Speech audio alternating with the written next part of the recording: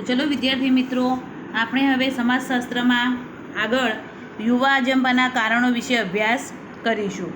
એ પહેલાં આપણે અગાઉ યુવાન એટલે શું, યુવા અજંપો એટલે શું એના વિશે અભ્યાસ કર્યો હતો. હવે આપણે જોઈએ યુવા અજંપાના કારણો, કે યુવા અજંપો એના માટે કયા કયા કારણો જવાબદાર છે. તો કે સમાજની કોઈપણ સમસ્યા માટે અનેક પરિબળો જવાબદાર હોય છે, તેમ યુવા અજંપા માટે પણ અનેક કારણો જવાબદાર છે. કે સમાજમાં કોઈપણ સમસ્યા હોય તો એના માટે ઘણા બધા પરિબળો જવાબદાર છે.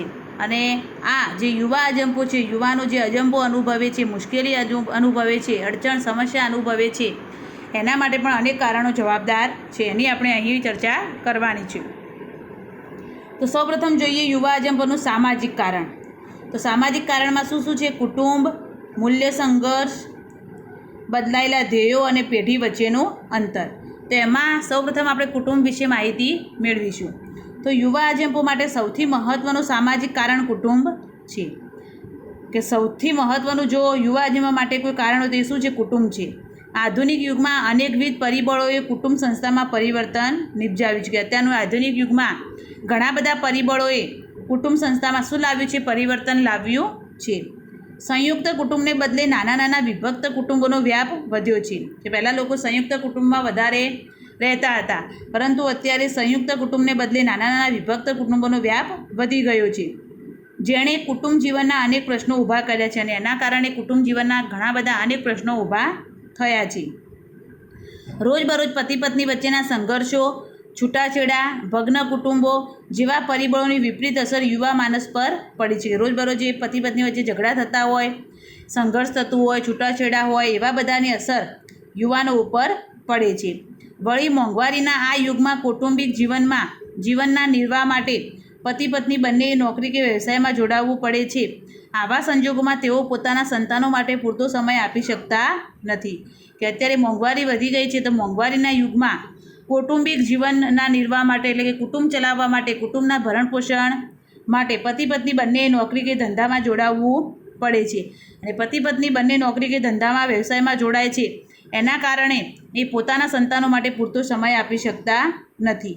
કુટુંબની આવી સ્થિતિમાં યુવાનને માતા પિતા પાસેથી જે પ્રેમ અને હૂંફની અપેક્ષા હોય છે તે સંતોષાતી નથી, અને તેઓ એકલતા અને અસંતોષનો અનુભવ કરે છે. કે માતા પિતાનો પૂરતો પ્રેમ સમય મળતો નથી. એના કારણે આવી પરિસ્થિતિમાં શું થાય છે કે યુવાનોને માતા પિતા પાસેથી જે પ્રેમ મળવો જોઈએ, જે હૂંફની અપેક્ષા હોય છે, સંતોષાતી નથી, અને તેઓ એકલતા અને અસંતોષનો અનુભવ કરતા હોય છે. આ પરિસ્થિતિ યુવા અજંપા માટે મહત્ત્વની પુરવાર થઈ છે. બીજું છે હવે મૂલ્ય સંઘર્ષ. તો કે સમાજમાં પ્રસ્થાપિત મૂલ્યો વ્યક્તિને વર્તન કરવા માટે માર્ગદર્શન પૂરું પાડતા હોય છે. કે સમાજમાં જે મૂલ્યો પ્રસ્થાપિત થયેલા છે, એ વ્યક્તિ કેવું વર્તન કરવું, એ વ્યક્તિને વર્તન કરવા માટે શું આપે છે? માર્ગદર્શન આપે છે. સમાજના આ મૂલ્યો નબળા પડે કે તેમાં મૂળભૂત પરિવર્તન આવે ત્યારે યુવાનના માનસમાં મૂલ્ય સંઘર્ષ ઊભો થાય. કે સમાજના જે આ મૂલ્યો છે એ નબળા પડી જાય, અથવા એમાં તો શું થાય? પરિવર્તન આવે ત્યારે જે યુવાનોના માનસમાં મૂલ્ય સંઘર્ષ ઊભો થાય છે. આગળ જતાં મૂલ્યોનો આવો સંઘર્ષ યુવાનોમાં અશાંતિ અને અજંપો ઊભો કરે છે. કે આ રીતે જે આગળ જતાં યુવાનોનો આવો સંઘર્ષ જે યુવાનોમાં શું કરે છે? અશાંતિ કે અજંપો, મુશ્કેલી ઊભું કરે છે. આ અજંપાની સ્થિતિ યુવાનોને આંદોલન કે બળવો કરાવવા તરફ ધકેલે છે. અને એના કારણે શું થાય છે કે આવી સ્થિતિ ઊભી થયેલી યુવાનો આંદોલનો કરતા હોય છે. ત્રીજું છે બદલાયેલા ધ્યેયો. તો કે વર્તમાન સમયમાં યુવાનોના ધ્યેયોમાં બદલાવ આવ્યો છે. કે અત્યારે વર્તમાન સમયમાં જે યુવાનોના ધ્યેય હતા, એ ધ્યેયોમાં શું આવ્યો છે? બદલાવ આવ્યો છે. ખાસ કરીને જીવનમાં તમામ ક્ષેત્રે ઝડપી સફળતા મેળવવી આજના યુવાનોનું જાણે જીવન મંત્ર બની ગયું છે. કે ખાસ કરીને યુવાનો શું કરે છે? તો કે જીવનના દરેક ક્ષેત્રે, તમામ ક્ષેત્રે ઝડપથી સફળતા મેળવવી, ઝડપથી સફળતા પ્રાપ્ત કરવી એ આજના યુવાનોનો એક જીવન મંત્ર બની ગયો છે. ઉચ્ચ શિક્ષણ, સખત અને સતત મહેનતને બદલે યેન કેન પ્રકારે માત્ર સફળતા મેળવવાની દિશામાં તેમની હરણફાળ તથા ઊંચા જીવનની અપેક્ષા અને કદાચ ધારેલી સફળતા ન મળવાનો ભય તેમનામાં અજંપો ઊભો કરે છે. કે આજના યુવાનો ઝડપથી સફળતા મેળવવા માટે પ્રયત્ન કરતા હોય છે. એના કારણે ઉચ્ચ શિક્ષણ, સખત અને સતત મહેનતને બદલે ગમે તે પ્રકારે શું જોઈએ? એમને સફળતા મેળવવાની દિશામાં એ હરણફાળ કરે છે. ગમે તે રીતે સફળતા મેળવવાની દિશામાં એ પ્રયત્ન કરતા હોય છે. એમના ઊંચા જીવનની અપેક્ષા અને કદાચ એમને ધારેલી સફળતા ન મળે, એમને જે ધાર્યું હોય એ કાર્ય ન થાય, સફળતા ન મળે એનો ભય પણ એમના યુવાનોમાં શું કરે છે? અજંપો ઊભો કરે છે. આગળ છે પેઢી વચ્ચેનું અંતર. તો બે પેઢી વચ્ચે અંદાજે 20 વર્ષનું અંતર હોય છે.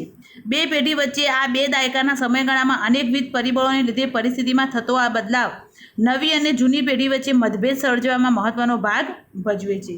બે પેઢી વચ્ચેનું જે અંતર હોય છે એ બે પેઢી વચ્ચેનું અંદાજ 20 વર્ષનું અંતર હોય છે. અને આ બે પેઢી વચ્ચે એટલે કે આ 2 દાયકાના સમયગાળામાં ઘણા બધા પરિબળોને કારણે એમાં શું આવે છે? બદલાવ આવે છે. બે પેઢીઓ વચ્ચે ઘણો બધો બદલાવ આવે છે. અને આ બદલાવ જે છે એ નવી પેઢી અને જૂની પેઢી વચ્ચે શું કરે છે? મતભેદ ઊભો કરે છે.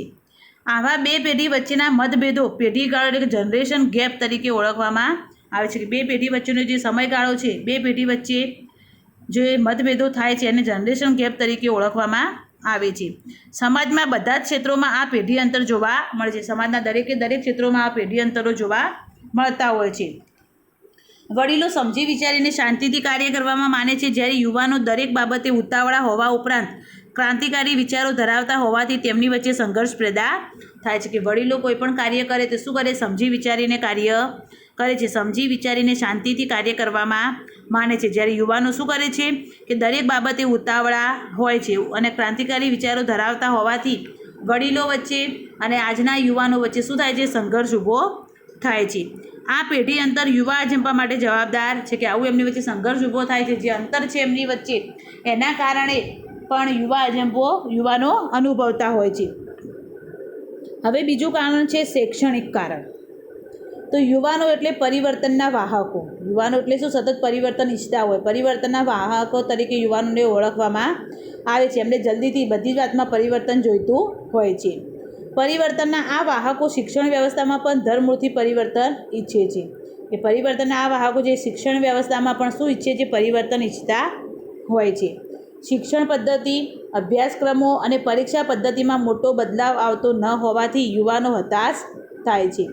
કે શિક્ષણ પદ્ધતિ જે જૂની હોય છે એ કરતી આવતી હોય છે.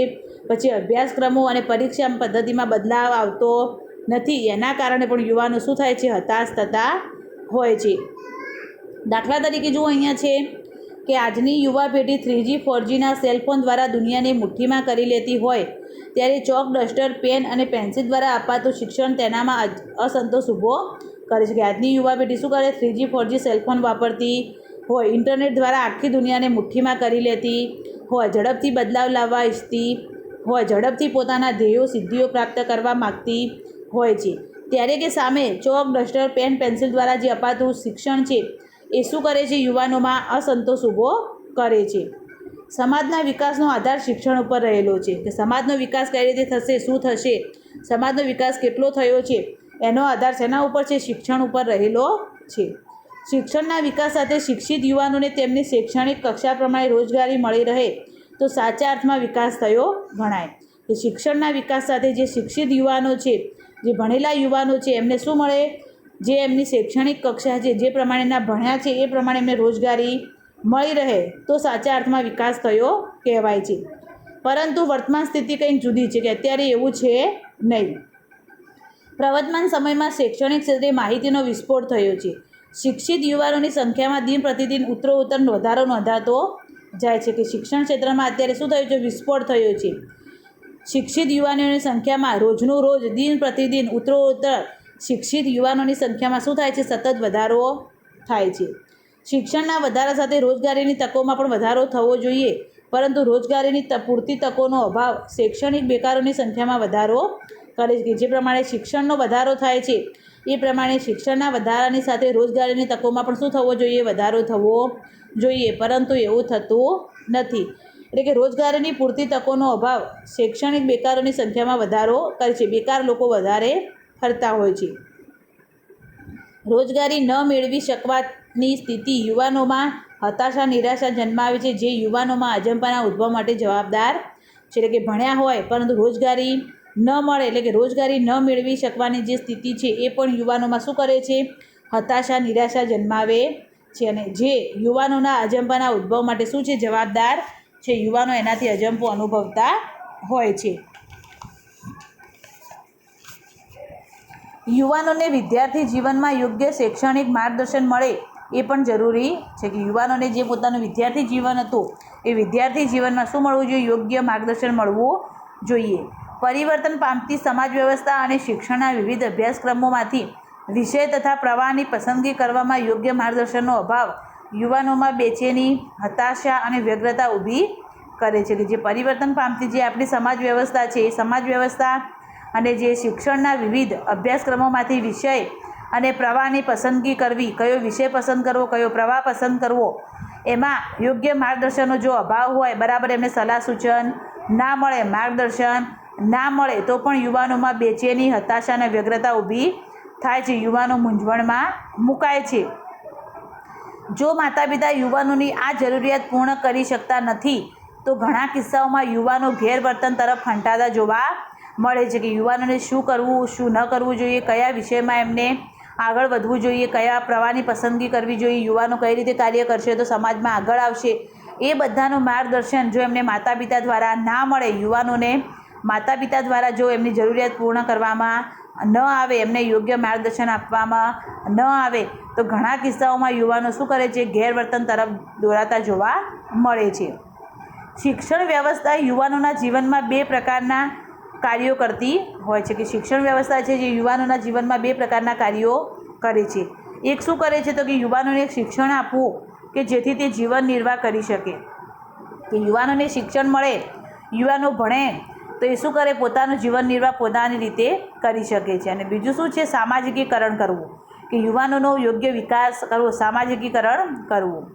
યુવાનો ઉચ્ચ શિક્ષણ મેળવી વધુ સારી સ્થિતિ માટે પ્રયત્ન કરે છે ત્યારે શિક્ષણની તુલનામાં નિમ્ન દરજ્જાની નોકરી મળે કે નોકરીની તક જ ન મળે જે તેની મહત્વાકાંક્ષા માટે આંચકારૂપ સાબિત થતી હોય છે.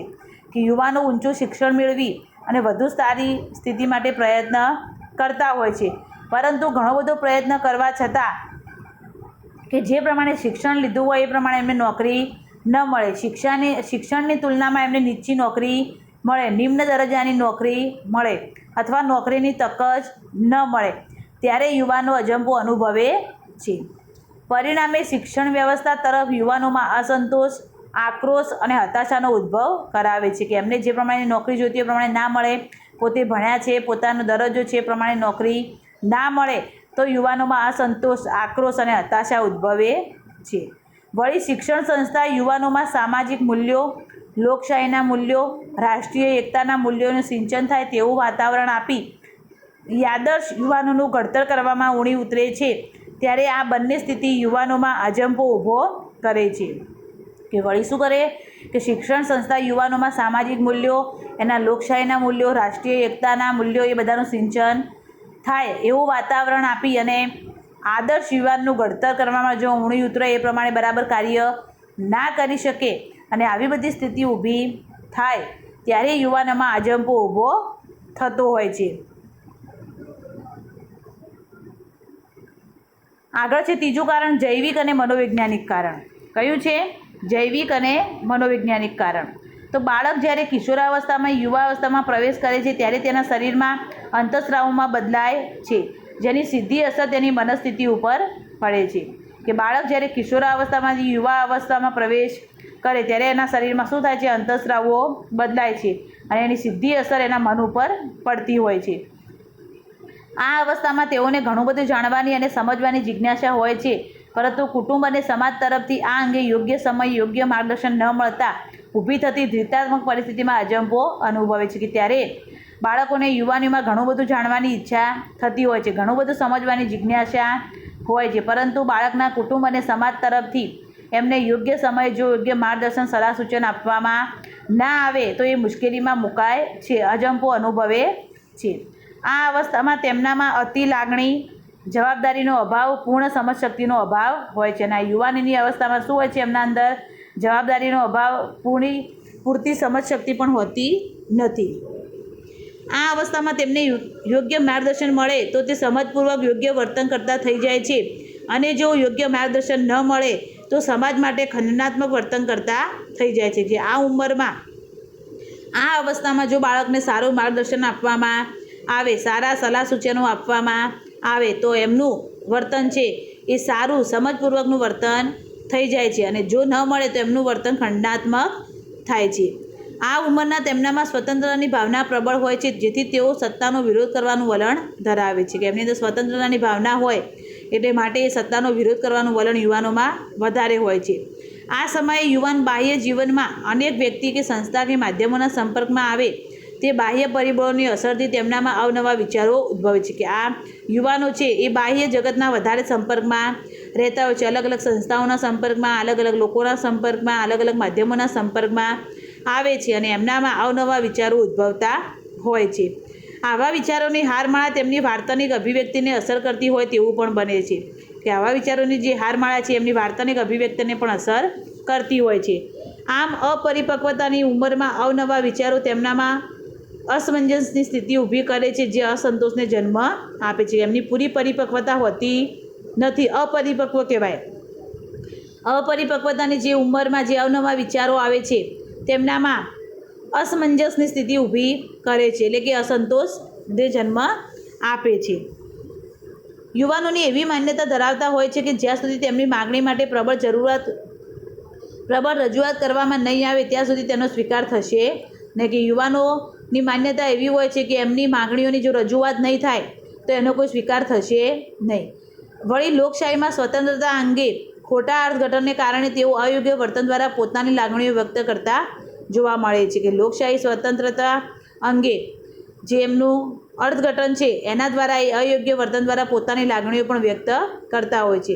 સતત મસ્તીમાં રહેતા અને હંમેશા કોઈકની રોકટોક વિના સ્વતંત્રતાની ઈચ્છા ધરાવતા યુવાનોનું માનસ ચંચળ છે. કે યુવાનોને કોઈ કહે તો ગમતું નથી. પોતાની સ્વતંત્ર ઈચ્છાથી યુવાનો પોતાનું જીવન જીવવા માગતા હોય છે, એટલે કે ચંચળ હોય છે. આવા યુવાનો કહેતા હોય છે કે અમારી ચિંતા કરી અમને ડરપોક બનાવશો નહીં. અમુક ભૂલ કરીશું પણ તેમાંથી શીખીને જવાબદાર પણ બનીશું. એ શું કહે છે કે અમારી ચિંતા કરી અમને ડરપોક બનાવો નહીં. અમે કોઈ ભૂલ કરીશું, કોઈ ખોટું કામ કરીશું તો એમાંથી અમને શીખવા પણ મળશે કંઈક. માટે યુવાનો સાથે વાતચીત કરી ગમો અણગમો મહેસૂસ કરી તેમને ખભો આપવો પડશે. કે યુવાનો સાથે વાતચીત કરવાની, એમનો ગમો અણગમો મહેસૂસ કરવાનો, એમને શું ગમે છે શું નથી ગમતું એ મહેસૂસ કરવાનું અને એમને ખભો આપવાનો, એટલે કે એમના ખભે ખભે મિલાવીને કામ કરવાનું.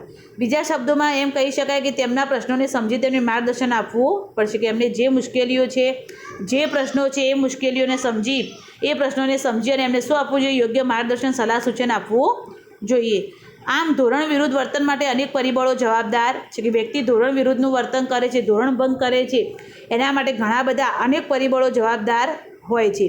સમાજનું સુગ્રથન અને સાતત્ય જળવાઈ રહે તે માટે સમાજના દરેક સભ્ય પ્રસ્થાપિત ધોરણો અને મૂલ્યોને આત્મસાત કરી તેની વર્તન ઢબને સમાજ માન્ય વર્તન નીતિમાં પરિવર્તિત કરે તે જરૂરી છે. કે સમાજનું સાતત્ય જળવાઈ રહે, સમાજના ધોરણો અને મૂલ્યો આત્મસાત થાય એ માટે સમાજ માન્ય વર્તન કરવું જોઈએ એ જરૂરી છે. ધોરણો અને મૂલ્યોને આત્મસાત કરવામાં નિષ્ફળતા ધોરણભંગ વર્તનની સ્થિતિ પેદા કરે છે. ધોરણભંગ વર્તનની આવી સ્થિતિ સમાજમાં અનેકવિધ સામાજિક સમસ્યાઓના ઉદ્ભવ માટે જવાબદાર બને છે. હવે પછીના એકમમાં આપણે સામાજિક સમસ્યાની વિસ્તૃત માહિતી મેળવીશું. અહીંયા આપણું 9મું ચેપ્ટર સમાજશાસ્ત્રમાં પૂરું થયું છે. એના પછી MCQમાં ધ્યાન આપો તો કે ધોરણભંગ વર્તનની વ્યાખ્યા આપનાર વિદ્વાન કોણ છે? તો કોણ છે? હોર્ટન અને હન્ટ. દહેજ પ્રથા અધિનિયમ ક્યારે ઘડવામાં આવ્યો? તો 1961માં. બાળ અપરાધીને સુરક્ષિત રાખવાનું સ્થળ એટલે રિમાન્ડ હોમ.